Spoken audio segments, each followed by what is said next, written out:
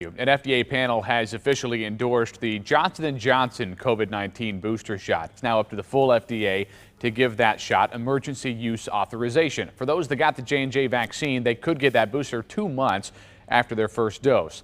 Initial research also suggests that people may even be able to get a different brand's COVID-19 vaccine to bolster that J&J jab, but scientists are still working on that right now. A doctor with the University of Kansas Health System says the booster might ruin the appeal, though, of the one-and-done shot, but it will offer more safety. It hoped they could get by with one, and it in a lot of ways did work well, but I think this is setting people up so that in the future, if you're getting a J&J, it will just be a, one shot and then 2 months later the second. About 15 million Americans have taken the Johnson & Johnson vaccine, far fewer than the 170 million who received the Pfizer or Moderna shot. That FDA panel will also be discussing Pfizer shots for kids ages 5 to 11. That's in less than 2 weeks on October 26th. The federal government has already bought enough vaccines for all Americans in that age group, so the vaccines are ready to go once they are officially authorized.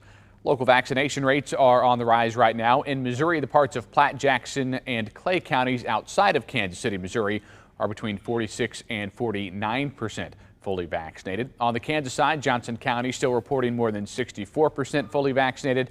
Wyandotte County is up more than any other county since mid-August at more than 47% fully vaccinated. For months now, the CDC has been saying that the COVID-19 vaccine can save your life. And new data is revealing just how much deadlier the virus can be to people without it. New research is showing that unvaccinated adults are 11 times more likely to die from COVID-19 than those that are fully vaccinated. They're also 6 times more likely to test positive. The masks will be staying on at the Park Hill School District, at least for now. The Board of Education voted on Thursday night to extend their mask mandate. It will now last until December 22nd, just before winter break. The district says they haven't had to quarantine a majority of their exposures because of those masking guidelines, meaning kids are still in class and still learning in person. At 7:05 right now on your Saturday morning, new data from the CDC is showing that more than 96,000 people in the U.S. lost their lives to a drug overdose last year. And the pandemic may be partially to blame for that spike in illegal drug use, but it's also making it easier for people to get treatment. KMBC 9's Christopher Salas is in our Washington bureau this morning with the changes making care more accessible. It's something of a mixed bag. There is evidence that more people are using illegal drugs during the pandemic, but there's also more options for treatment. A lot of people are increasing substance use to cope with the stress and anxiety. A record number of deadly overdoses. The CDC reports more than 96,000 during the period of March last year to this year, up nearly 30%. But seeking treatment for addiction is easier than ever before. COVID-19 was like turning on a light switch for telehealth. An American Psychiatric Association study out of California found about a third of facilities offered virtual treatments before the pandemic.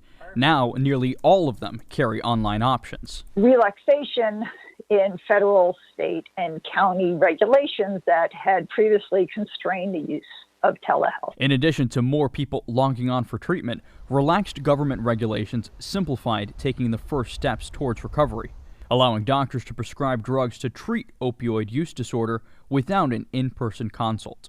It made it easier to meet somebody in that moment when they're ready to start on medication-assisted treatment and get them going right away. Telehealth helps patient retention for some. People who would not have come to see me in the clinic because they weren't willing or able to drive 6 hours to come and see me are meeting with me virtually. But it's also a struggle for others. Relationships with peers and providers was much harder to establish remotely, particularly for new patients. Now, researchers found clinicians and patients were split on whether they thought telehealth or in-person care was more effective, suggesting both will be used on a case-by-case basis. In Washington, I'm Christopher Salas. Just 3 states did not see an increase in overdose deaths between 2020 and 2021. That includes New Hampshire, New Jersey, and South Dakota. South Dakota actually experienced the largest drop at more than 16% decrease, and Vermont had the biggest increase, up more than 85%.